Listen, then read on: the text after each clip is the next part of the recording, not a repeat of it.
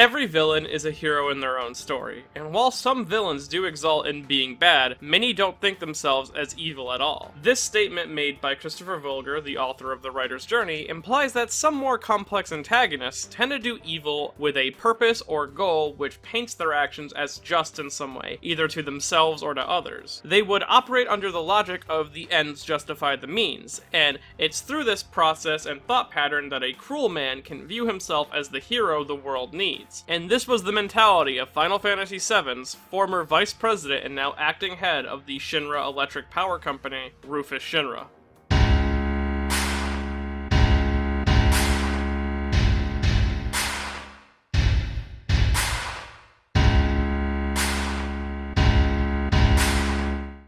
Rufus Shinra is one of the major antagonists of the main game of Final Fantasy VII. Appearing first in the game during the end of the Shinra HQ raid, he continues to trail moments behind or ahead of the main protagonists in their pursuit of Sephiroth. Along with this, utilizing his loyal spy squad, the Turks, he works to uncover the location of the legendary Promised Land. Though, after reaching North Crater and inadvertently awakening the weapons and causing meteorfall, Rufus's plans change in order to protect the planet, though before we get too deep into that, we should discuss the meaning behind his name and design. Rufus Shinra's name plays very well with his ideals and relation to his family, starting first with his family name of Shinra. The name Shinra is in direct reference to the Japanese word Shinwa, which means myth or legend, and was chosen because the Shinra company was quickly becoming a godlike figure in the world with control over everything. Along with this, the name Shinra fits Rufus as well, as Rufus appears to be obsessed with becoming a mythical figure of some sort, either by acting tough and taking on overwhelming odds to prove himself, like when he doesn't back down when it comes to fighting Cloud even though Cloud is a super soldier, or how he never allows himself to be seen as vulnerable, Aerith even saying that nobody has ever seen him cry or bleed before. He also considers everything his father made to be his merely by existing, and even though him and his father shared similar ideas, as they both believed that the Shinra company should maintain their strength and hold over the world, they had vastly different approaches to how they should achieve this, which in turn led to their familia bond becoming estranged, which is likely why Rufus was given the name Rufus, as the name's origin is the Latin word for redhead, likely in reference to the term redheaded stepchild, which is a shorthand term for a person who is neglected or mistreated by their family. And while his father did love Rufus, as shown by him using his birthday as a passcode and having trouble punishing him, he wasn't exactly the most supportive parent, with Rufus making mention that it was more normal for him to be home alone most of the time, as President Shinra was either too busy with work or frequently taking nights out on the town to have multiple secret bastard sons, all of which Rufus eventually meets in some fashion, and we learn in the novel, The Maiden Who Traveled Through the Planet, President Shinra not only wasn't welcomed back into the lifestream because he only cared about his business and wealth, but he never once asked about his son. Even Hojo brought up his son. And I mean, look at Hojo. Yeah. I think this showed how little Rufus actually mattered to his father, which this relationship is likely what created Rufus's own desire to not only take his father's power, but make himself known. Though to gain the position that he needed to become the figure that he wanted, he would have to act from the shadows. And I feel like his design best represents this mentality, as he always wears a clean white suit on the outside to show his spotless outward demeanor, but underneath it all, he's always wearing some sort of black dress clothing, either a turtleneck, a vest, to all represent his hidden intention. And as the series went on, the more layers were added to Rufus's own uniform, showing the layers added to his character. Even Rufus's haircut is chosen to match his design, starting first with his before Crisis appearance, where his bangs hanged unprofessionally low over his eyes, not only hiding his gaze, but showing that he had hidden motives throughout that game. But during the game's conclusion, we see Rufus's revised portrait, and that he has begun to slick back his hair. Not only is this a more professional appearance, as he's now the vice president of Shinra, but Rufus is also always showing his hand in a sense, saying that when he tells you something, he's being serious and honest with you, which makes it even more intimidating when he tells you something like he's gonna kick your ass. And this is a look that he actively maintains throughout the rest of the series. So much so that one of Rufus's main unique animations throughout the series is him slicking back his own hair. And as Rufus grew alongside his family becoming more powerful, he found the only only way that he could possibly achieve his goal is to become more of a ruthless schemer, traveling the world via Shinra and working to make connections, all with the end goal of taking the Shinra company out from under his father, even if it meant that his father would die in the process. And this is best seen in Rufus divulging funds to create and support an eco-terrorist organization known as Avalanche. He would feed them information on where and when Shinra operations would begin, which would allow Avalanche to become a significant threat to Shinra's organization. Though, the news of a mole would soon spread throughout Shinra, and Rufus's actions would be uncovered by the Shinra spy agency, the Turks, who, during this time, were also separate from Shinra as an organization and were charged with being executed, so they used Rufus as a bargaining chip with his father, but were still ordered to be executed nonetheless. Though, while under the capture, Rufus decided to do what he does best. He organized and made a deal with the Turks, specifically with the second-in-command, Sung, involving him in a scheme where not only would he win their loyalty, but would allow him to outsmart his father. As President Shinra made a deal with the Turks that they would be spared if their leader Verdot was executed. Rufus told Sung to carry out the execution himself without explaining it to his men and making sure to do it in front of Shinra soldiers. All the while, his crew should be dismantling the remnants of Avalanche, specifically their leader Fujito. That way, within this chaos, they could easily fake the execution itself. So during the calm of the post-Nibelheim and Zirconiade incidents, Rufus could gain the power of Vice President of Shinra and prevent the dismantling of the Turks, using their assassination of their leader as a great example of their loyalty to the company, all the while getting one up on his father because their leader never actually died. Along with this, gaining the exclusive loyalty of the Turks themselves, because even though they were operating under a Shinra payroll, they would more so be inclined to do what Rufus told them rather than what Shinra told them. And with this new card up his sleeve, all Rufus would have to do to carry out his operations was wait for his moment to strike, and he did so in Junon, where he likely gained a fondness of weapons and the power that they bring, as Junon is a massive military base with a large cannon installed on the side of the base called the Mako cannon. Though he wouldn't have to wait for long, as Sephiroth would soon attack Shinra's HQ in Midgar, and a call for help was issued out that Rufus would respond to, taking a B-1 Alpha helicopter, his pet Dark Nation, and a couple of his Turks to the Shinra main office. Though when he arrives, it is just after Sephiroth has left and his father had been killed, allowing him to instantly claim his role as president of Shinra Inc. Though he doesn't seem shaken at all by his father's passing, so much so that he's even able to give his inauguration speech to a brand new branch of Avalanche that has been formed from the remnants of his long since thought dead organization. He mentions wanting to rule through fear instead of money like his father, but weirdly enough, he wasn't instantly hostile towards Avalanche, only fighting Cloud when he acts as the aggressor. Rufus, when he fights, utilizes a shotgun and his pet Dark Nation, a dog-like beast with magical abilities. The two act together in a rather simple boss fight, but it's here I think I'll mention the difference between the original Rufus and Remake's Rufus.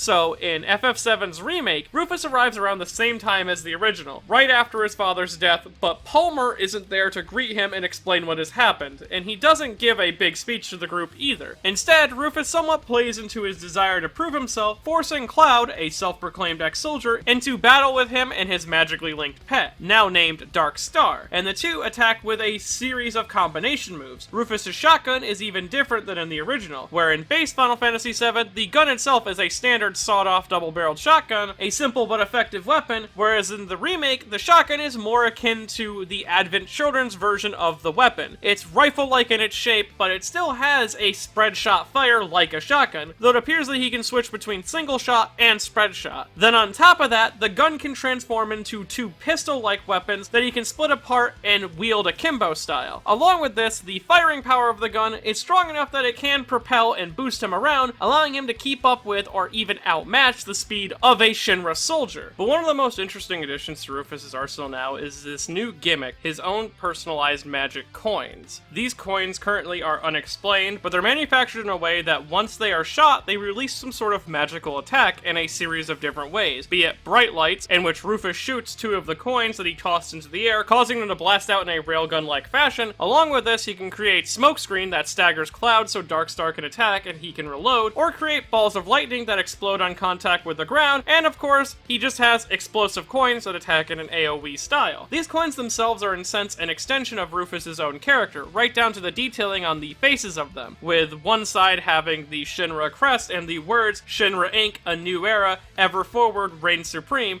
which is a motto that matches Rufus and Shinra's endless desire for power, but on the backside it features Darkstar with the words fierce pride, which matches up with the ideals of how Rufus wants to reign through fear. Along with this, in the remake, Rufus is a lot more of a threat in combat, being extremely agile and able to dodge and counterattack any normal attack while he's not reloading or staggered. Along with this, him and Darkstar work in combination very well, but if you break their magic link, you can remove Darkstar from the fight, and the best way to do this is to actually use Braver on Rufus, as it's an attack that will never miss, which is in reference to the original game where Rufus's attacks would damage Cloud but give him a ton of limit gauge, allowing him to use limit breaks extremely quickly, and Braver used to be Cloud's first limit break, so it's a nice little reference to the original game. Though no matter which version of the fight you play, both end with Rufus tactically retreating via helicopter and the new Avalanche members escaping the headquarters. Though once in power, Rufus decides that he needs to track down Sephiroth and heads to his old base of operation in Junon, where a parade is being held in the honor of him becoming the new president of Shinra. All the while, he loads up a cargo boat in order to go to Costa del Sol to discuss matters with the head of Shinra's private military, General Heidinger. Though the boat is attacked by an effigy of Sephiroth, and Rufus determines boats to be a compromised form of travel, so he escapes via helicopter to forge a new plan. He needed an uncompromisable form of travel, thus he commissioned an airship. The development of it was slow, and he wanted to intercept Sephiroth as soon as he could, so he headed to Rocket Town, the location of Shinra's defunct space program, in order to talk to Sid Highwind, the lead pilot from that space program, specifically to take his pet project, the Tiny Bronco, a small dual-propellered airplane that Rufus learned about back when he was the vice president of Shinra, and was ordered to oversee the space program's first launch, which ended in failure. Though, Cloud and the crew managed to outwit Rufus and get away with the Tiny Bronco themselves, and soon the information network would determine that Sephiroth's new goal was the Temple of Ancients, so he sent the Turks to investigate the temple themselves, while he himself focused purely on the development of the airship, speedily progressing its development, though the temple itself is destroyed and new reports of Sephiroth now heading to North Crater arrived, and this was around the time that the airship had finished development, so Rufus loaded up his Highwind, the name of the airship, and headed to that snowy wasteland, and once there, he discovered a cornucopia of materia. Excitedly, Rufus proclaims this to be the illustrious Promised Land, though just moments behind him is Cloud and the crew, and under the influence of Genova, Cloud gives Sephiroth the black materia, which allowed Sephiroth to call down the meteor in order to purge all life off of the Earth. In turn, this also awakened the Earth's guardians in the form of the weapons, which in turn forced Rufus to begin another tactical retreat, taking with him the crew that had been thwarting him all this time. Thus began Meteorfall, a period of time in which there was high tension and a lot fearing the looming apocalypse. Rufus, being the calm-minded schemer that he was, came up with a way to calm the minds of the people. In Junon, Rufus organized a public execution of Tifa and Barret under the idea that the population seeing someone that they could lay the blame for Meteorfall on die would bring calm and allow Shinra to focus all their efforts on saving the planet. And while this method was cruel, it showed a very different side to Rufus. The awakening of the weapons puts Rufus into a tough position, and he decides to go with the solution that could bring calm to the people that he claimed to care very little about, which is somewhat of a turning point for his character. He was becoming someone who actually cared about the world, no matter how much he claimed the opposite, though the public execution was interrupted by Sapphire Weapon attacking Junon, and in the battle, Junon's base gets messed up, but Rufus utilizes the Mako cannon to obliterate the head of the weapon, killing it and saving his old hometown, though in the chaos, Avalanche would escape and steal his airship. But he didn't have time to waste on that group anymore. He had bigger plans. Rufus began working tirelessly to create multiple steps that would become a single plan to save the world. This was called the Great Sephiroth Plan. First, he would launch the failed Shinra number 26 into the meteor with hopes that it would blow up and destroy it. But that fails, so Rufus moves on to the second phase, destroying the barrier around North Crater and sending his army in full force to kill Sephiroth and stop Meteor. He does this by moving the Mako cannon to Midgar and hooking it up to all the Mako reactors so that he can supercharge supercharge the cannon. This new weapon is dubbed the Sister Ray, though before it can fully fire, Diamond Weapon begins to head towards Midgar and attempt to destroy it, and while Cloud and the crew try to defeat the Diamond Weapon, they find themselves unable to stop it, though they do slow it long enough for Rufus to fire the Sister Ray, absorbing all the energy in Midgar into a single shot, and this blast carries such enormous energy that it rips clean through Diamond Weapon and kills it instantly, and still has enough energy to strike the barrier covering North Crater, absolutely obliterating it. This was a total success on Rufus's part. He had overpowered nature, in a sense, with this powerful weapon. In fact, it's one of the strongest weapons in the whole series of Final Fantasy. Though, before it could fire, and before the Mako bullet could reach the weapon, Diamond Weapon was able to release a volley of blasts that strike and cause massive damage to Midgar, and most importantly, it hit the presidential office of Shinra HQ, though Rufus stared down these blasts, unshaken even in what he thought was certain death. Though the blast knocked him under his desk where he noticed a switch marked with an L. Pressing it, the floor below him opened into a hatch that slid Rufus to safety. This went all the way down to the first floor of Shinra HQ, where there was a room with medical supplies and a secret vault. His father deemed this a room for losers and marked everything within it with a large L, even the ceiling. This was built by President Shinra long ago after a conversation with his child, where Rufus brought up the idea of what his father would do if his office was ever attacked. President Shinra laughed off the idea, but installed the secret room just in case for his son, if he were ever to become president, but he marked it with an L so he knew that if he ever had to use it, he would be a loser. This memory filled Rufus with humorous relief to his near-death situation, and soon he was discovered by his loyal Turks and taken into safety. And, thanks to the efforts of Cloud and the gang, they were able to defeat Sephiroth and save the planet. And in the wake of Meteorfall, Rufus took refuge in Calm, where he would heal up and plan to return to public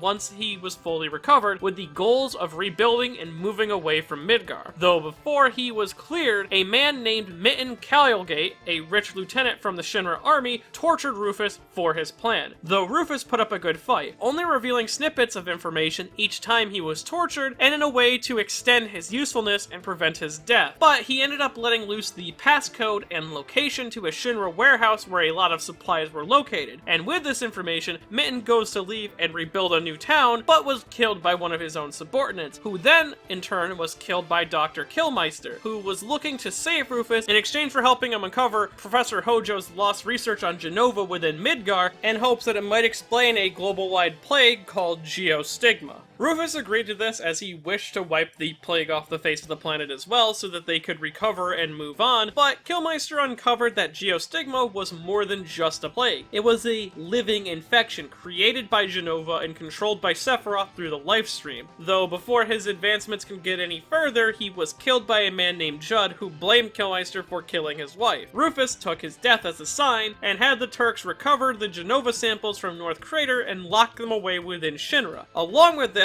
he claimed Killmeister's Cliff Resort and rebranded it as the Healin' Lodge, where he would take in residents afflicted with Geostigma and give them medical treatment. He also created the Shinra Lodge, where he himself would stay when he became infected with Geostigma. And while recovering, Rufus would begin to give back to the world, using Shinra's money, and got to live out his dream of seeing his own city be built. Though, ironically, it was done so from the shadows, like when he began his career, becoming a secret benefactor of the World Regenesis organization, though he still would have Shinra operate outside WRO, constructing things like the Meteorfall Monument, but this was both a way for him to celebrate humanity overcoming Sephiroth and the meteor, along with an attempt to claim Edge as his own, but the monument was more than just that. It was part of a long-term plan by Rufus that he's been cooking up for a while, as Rufus was still infected with Geostigma and the remnants of Sephiroth were being born and attacking his men. Thus, he formulated a plan that could help drag out the remnants of Sephiroth. He invited Cloud to meet him at Healing Lodge, where he appears to be wheelchair-bound now and at the end stages of the Geostigma infection. With his life fastly approaching its end, he wished to give back to the world even more. He wanted to hire Cloud to help him stop the rebirth of Sephiroth, but Cloud refuses, not wanting to help him return Shinra to power. Though, this wouldn't be Rufus's only visitor, as Kadaj, the leader of the remnants of Sephiroth, would invite himself to Rufus's location as well to interrogate him about about the location of Jenova, but Rufus played dumb to all of his questioning, though Kadaj didn't believe him and assumed that the Meteor Memorial was the secret location of Jenova's remains and set out to attack and destroy it. But Rufus would reveal later to him that his weakened state, his playing dumb, and the memorial were all a ruse to lead the remnants out of hiding, and that he had Jenova on his person the whole time. This was all done so that he could have them collide with Cloud and be destroyed. And once they were gone, Aerith, from within the livestream, released a healing rain that removed Geostigma from all those who touched it. And fully recovered, Rufus returned to the Shadow, a changed person, continuing to fund the World Regenesis organization in a way to pay back his debts to the world and the people that he harmed along the process, while keeping Shinra alive, assumedly to play the role of an organization that people can rally against to rebuild, because he himself says that people rebuild to gild the past and rid themselves of a current problem. And Rufus's final visual appearance in Advent Children actually reinforces the ideas behind his design that I mentioned earlier, as through most of the movie, Rufus cloaks his intention almost literally under a white sheet. But along with this, when he reveals himself, we also see him wearing a white business suit over top a black vest, showing again that Rufus's outward appearance isn't what it seems to be, as while he does fund the WRO, he still uses Shinra to claim what he funds privately to own it publicly. But beneath even that is another layer, where we see a white dress shirt over top a black dress shirt, playing into how Rufus feels like he owes the world a debt and is completely willing to pay off that debt, but he will do so in his own scheming ways and claim glory for it when he can. But even further beneath that is the white bandages, showing deep down